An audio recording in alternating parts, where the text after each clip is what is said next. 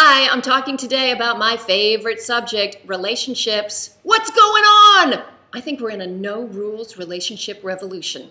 Let's start with what a family used to look like. Remember that? Where you had one mother, one father, they lived in the same house, they had a biological connection to the little people who lived in the house with them. Well, that's fast becoming a minority because guess what? Well, we all know the divorce rate is 50% for first marriages. There are lots of studies looking at second marriages, and sometimes the rate of divorce is up to 80% for second marriages. Apparently, if you survived it once, it's much easier to get through it a second time. But think about this. For more than a decade, more than 40% of American babies have been born out of wedlock completely. The rest of them, of course, are vulnerable to the high divorce rate. So 40% of babies are born out of wedlock. And don't think it's because all those teenagers are hooking up and getting pregnant. I know, forget about the MTV show Teen Mom. The truth is, the teenage pregnancy rate has actually been going down.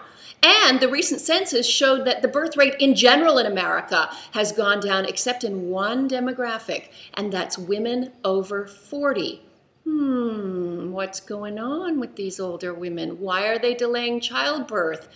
Oh, maybe they don't want to take that hit that happens in their career when they take a long maternity leave.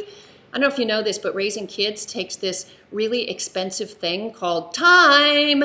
And if you take a lot of time off work, then it's really hard to get back in the game because, you know, our culture doesn't support motherhood very much, does it? All right, here's what else you should know about changing gender in our culture and gender roles. The big recession caused this huge layoff of employees. And who do you think was the first to get the boot out the door? Expensive dudes. So now more than 50% of the workforce are women.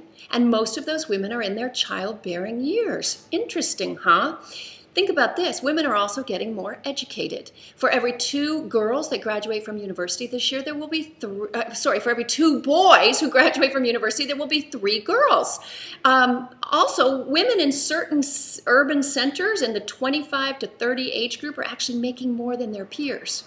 And guess what else? When women rise in financial freedom, shall we say, sex rises in supply in the culture. You know why? Because sex is in low supply when women are dependent on men for money. And then it gets a little freer and in high supply when women, you know, don't need to necessarily get a guy to sign on the dotted line and pay for their life.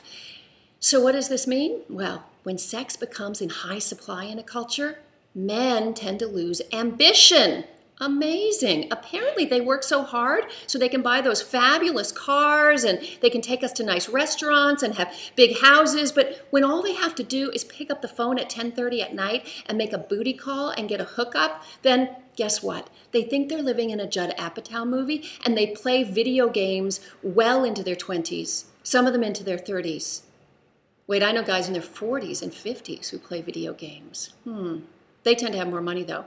Also, men are really fearing commitment. I posted on my Facebook page recently a study from the National Marriage Project that shows that there are all kinds of reasons why men are refusing to get married. One guy posted that he felt women are a liability. Dude, this a liability? Really? So the bottom line is, what's really happening? What's really happening is we're seeing the traditional family start to change into something else. A bigger family, a blended family, and is the village there to support it? And what's best for children? Now here's a sombering statistic, something I hate to quote. Do you know where the most dangerous place for an American child to live in?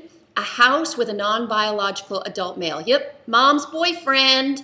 Apparently, when single moms live with their boyfriend or marry a not biologically related to their kids male, kids are 11 times more likely to suffer sexual or physical abuse.